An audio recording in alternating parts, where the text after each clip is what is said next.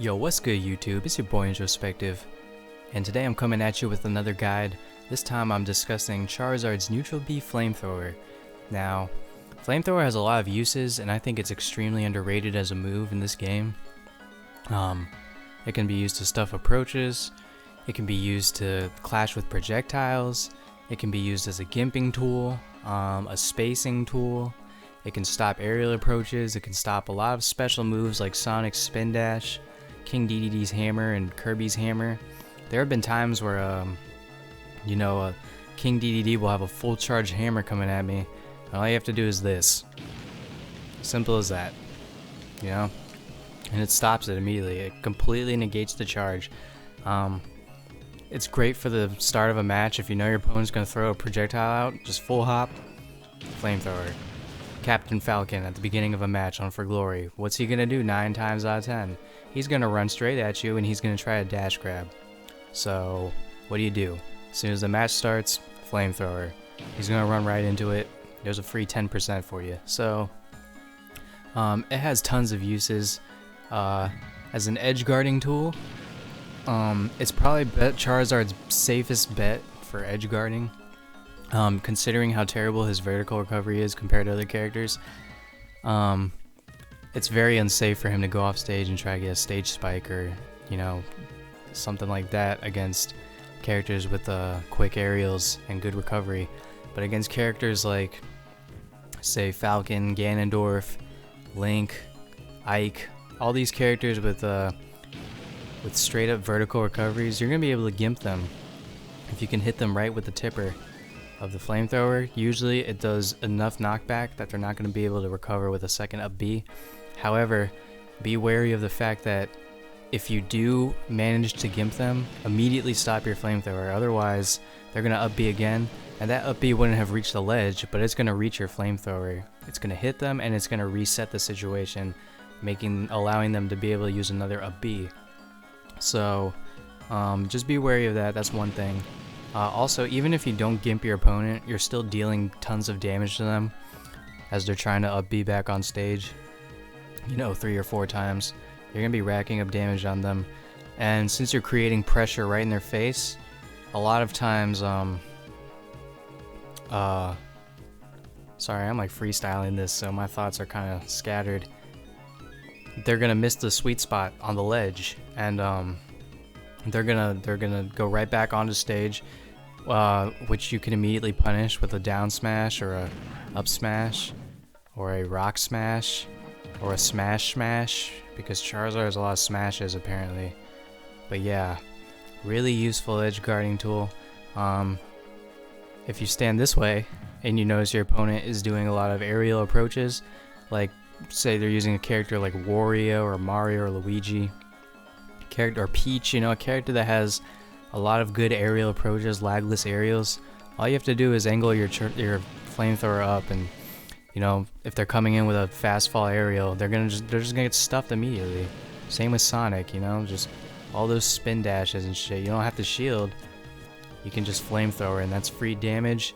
And when they're coming in, they're gonna be stuck in that Flamethrower, and that's when you can just go like that, hit them with a quick up smash, and that could be a free kill for you. So really useful move, really versatile move, adds a completely new element to Charizard's game that he would otherwise lack, being so laggy and so big and so easy to combo.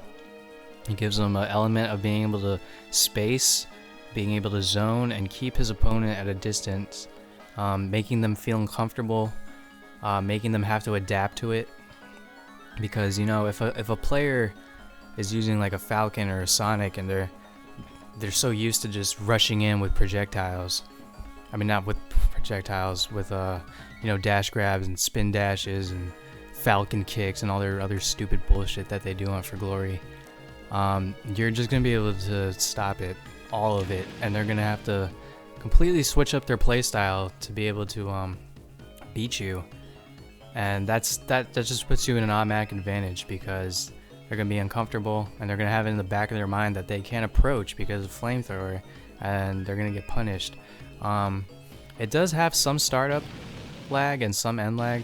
I mean, for example, if I do a Nair which auto cancels, I can do like that in the jab, you know, real quick, or like F tilt or down tilt or anything. But if I do Flamethrower, you can see there is a little bit of startup lag. So be wary of that. Don't really use it as a combo tool. Use it more as a spacing tool, as a tool to just annoy your opponent, as a safe edge guard tool, and yeah, it's gonna optimize your Charizard game. It's gonna make you way better with Charizard.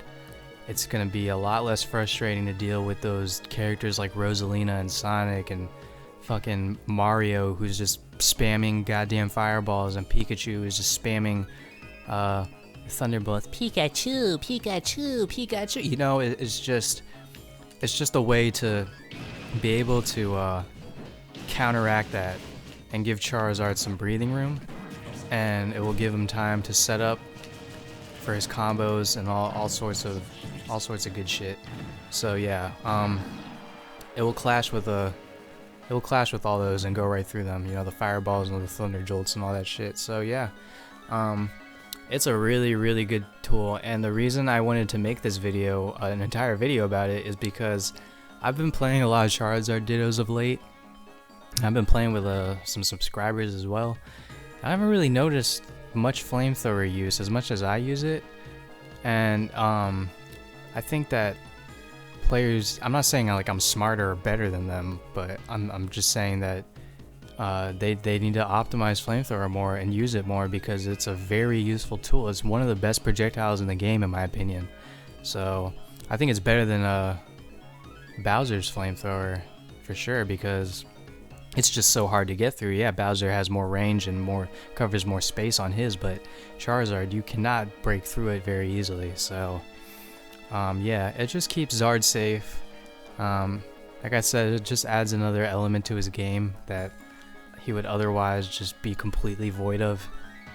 And yeah, one more thing I want to point out: be careful when using it in the middle of the stage, because if you become, you know, too accustomed to using it, not only is it gonna run out after a while and you're gonna basically have a lit match in your mouth, but it's also gonna be able to set you up to be punished, because they'll be able to double jump over it, hit you with a back air, or even some crazy shit like a reverse Falcon punch or Warlock punch, you know. So be very careful around using it in the middle of the stage.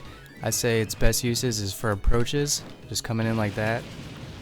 You could do full hop and just go straight in like that, and then, you know, set up for whatever, get your opponent. Great for stage control, because it'll push your opponent toward the ledge while racking up damage at the same time, and then, you know, you can just keep the pressure coming with mix-ups and all sorts of cool stuff. So yeah, very versatile move. So that's what I want you guys to focus on, is your Flamethrower.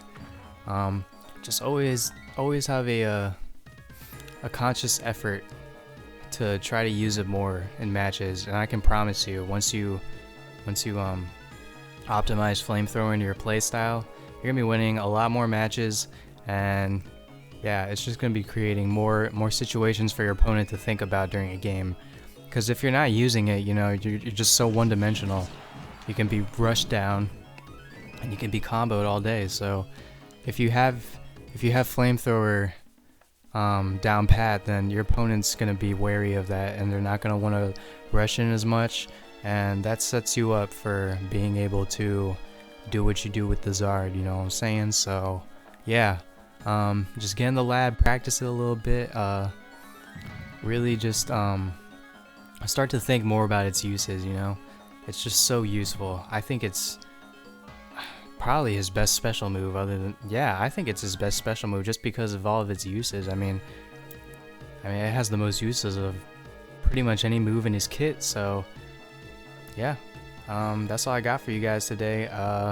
May the Zard always be with you in your hearts. I truly mean that. May he watch over and guide you at all times. And I'll see you guys next time, alright?